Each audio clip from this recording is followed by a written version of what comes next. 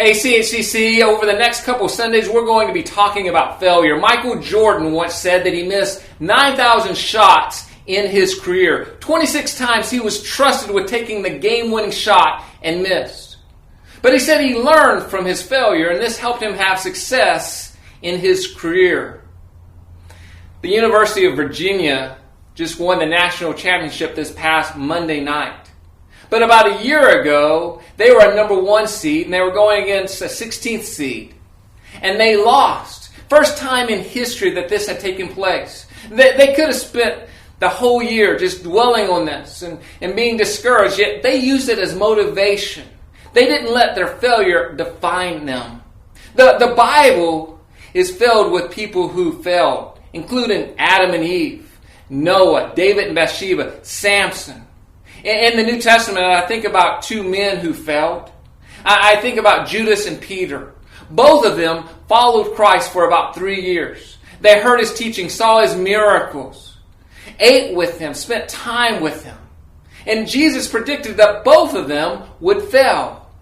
We know that Judas betrayed Jesus for 30 pieces of silver, kissed him, and then Jesus was arrested and led away for trial. Peter, on the other hand, denied Christ 3 times before the rooster crowed. But both of these men handled their failure differently. Judas eventually returned the 30 pieces of silver and hung himself. He was in despair. He had shame in his life and he didn't know how to handle it. On the other hand, Peter too was disturbed. He was hurt. Yet Jesus restored him and used him for ministry. My question for you today is, how do you handle failure?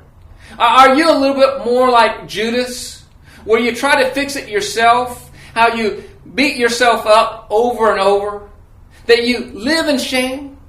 Or are you more like Peter, who took his guilt to Christ and Christ restored him? I don't know about you, but I want to be more like Peter. I want to take all my hurt, my pain to Christ. And Christ is great about taking our failure and transforming us and using it in a great way. I challenge you this week to look and to take your failure to Christ. Don't let your identity be found in your failure. Let your identity be found in Christ and what He can do through you despite your failure. Hope to see you next week.